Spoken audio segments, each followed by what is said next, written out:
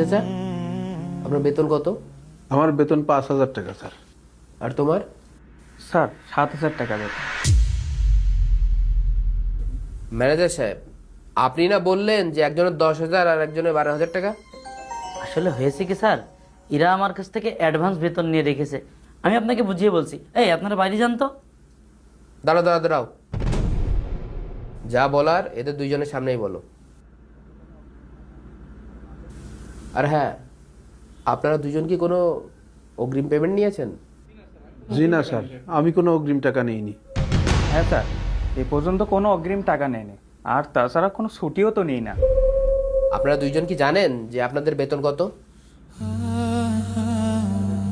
জি sir, আমার বেতন 5,000 টাকা